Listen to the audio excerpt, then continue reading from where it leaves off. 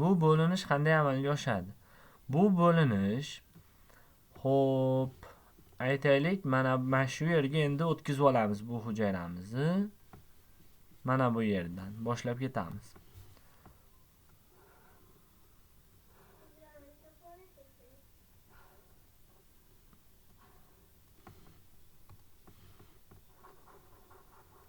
Mana bu hujayra deylik. Shu hujayra o'zidan birinchi bo'linishni o'tkazadi. Bu bo'linish mitoz usulida amalga oshadi. Mitoz usulida. Demak, mitoz usulida amalga oshgandan keyin hosil bo'ladi. Ikkita hujayra. Bu ikkala hujayra o'zidan mitoz o'tkazadi. Demak, o'rtaga yozib qo'yaman. Ikkalasi ham o'zidan mitoz o'tkazadi. Demak, bu ikkinchi mitoz bo'ldi. Demak, bu ikkinchi mitoz natijasida bular ham hosil qiladi. Yana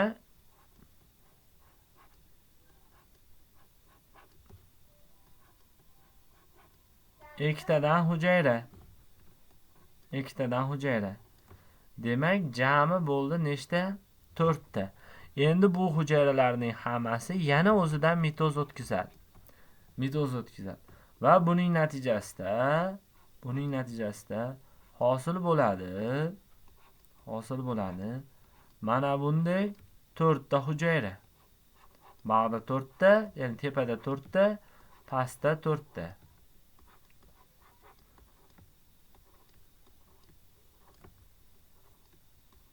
Mana 4 tadan 4 ta, ya'ni 8 ta hujayra hosil bo'ldi. Bu 8 ta hujayra. Xo'p, hammasini to'plami qanday to'plamli degan savol bor endi. Qaranglar, mana bu ikkenli to'plamdan meyoz bo'linish natijasida megasporalar hosil bo'ldi. Demak, hosil bo'lgan bu megasporalar qanday to'plamli? N to'plamli bo'ladi. O'lib ketgani ham, tirik qolgani ham. Bu ozuqa taqsimlanishi buziladi xolos. Xromosoma taqsimlanishi buzilmaydi. Agar mutatsiya bo'lmasa, normal ketsa, ozuqa taqsimlanishi buziladi. Lekin xromosomalar teng taqsimlanadi hammasida. Demak, mana bu bo'linib turgan hujayra ham N to'plamli. Demak, bundan bu yog'iga hammasiga mitoz bo'lgani uchun mitoz bo'linish bu kopiya bo'linish hisoblanib hammasi N to'plamli bo'ladi. Ya'ni gaploid to'plamli hujayralar hosil bo'ldi. 8 ta. Nechta megasporadan desa, bitta megasporadan 8 ta N to'plamli hujayralar hosil bo'ldi. Endi bu to'plamli hujayralar qayerda joylashadi desa, bular xo'p, mana bu o'simlikning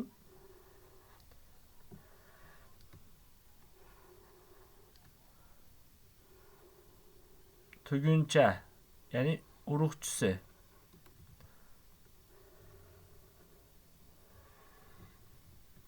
Ana, o'xshagancha o'xshadi. Demak, mana bu tumshuqcha, mana bu ustuncha, mana bu esa tuguncha. Mana pastki tomon. Demak, shu tugunchaning ichida joylashadi bular. 8 ta hujayra qanday tartibda joylashadi?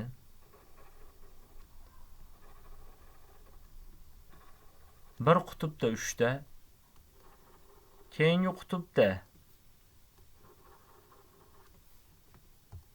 3 ta, jami 6 ta bo'lib joylashdi. Endi o'rtada joylashgan 2 ta hujayra bor. Mana bunday. Va mana shu tartibda joylashadi. Men bekorga 3 xil rangdan foydalanmadim. Sabab buni naqasi bor ajratib olishimiz uchun. Demak, bu markazda joylashgan 2 ta hujayra N to'plamli hujayralar bir-biri bilan keyinchalik qo'shilib ketadi. Mana. Qo'shilib ketish natijasida bular hosil qiladi 2 N to'plamli markazda joylashgani uchun markaziy hujayrani.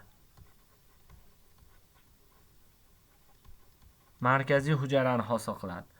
Ha, endi mana bu tomonda joylashgan qizil rang bilan ifodalangan hujayra esa keyinchalik o'zidan hosil qiladi, tuxum hujayraga aylanadi.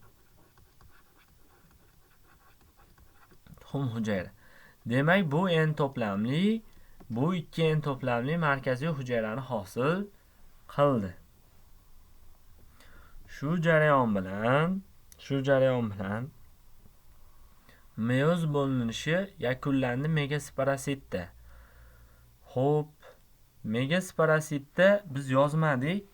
Nimani desa, undan oldingi darsda, ya'ni mikrosporasitda yozgan tushunchalarni yozmadik. Mana bu yerga yozibman. Bitta megasporasit nimalarga teng? Ya'ni bitta megasporasitdan nimalar hosil bo'ladi? Birinchisi, bitta megasporasitdan hosil bo'ladi. A deylik. Xo'p, hosil bo'ladi. Xo'p, aytaylik, bitta yirik 3 ta mayda mega spora. B nima hosil bo'ladi yana bitta tuxum hujayra.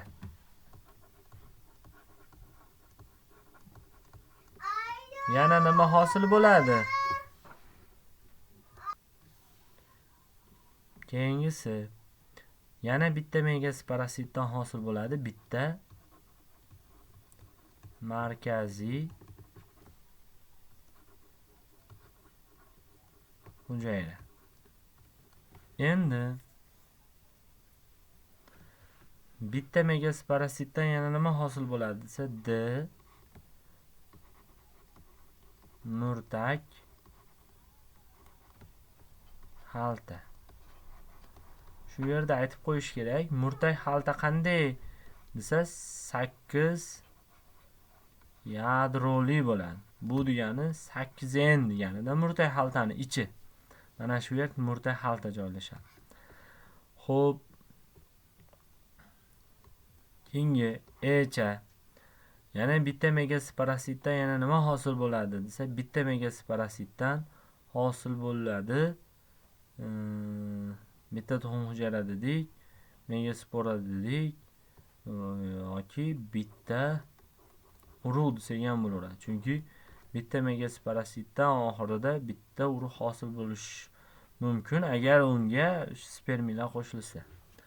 Demak, shu yo'l bilan o'simliklardagi hujayralar, ya'ni jinsiy hujayralarning hosil bo'lishi tugadi. Endi bu jarayondan keyingi jarayon bor.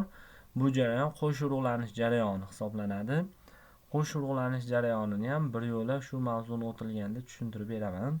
Chunki bir-biri bilan uzviy aloqador. Faqat bu keyingi videomizda bo'ladi. Sabab 10 minut oladi xolos biz videomiz.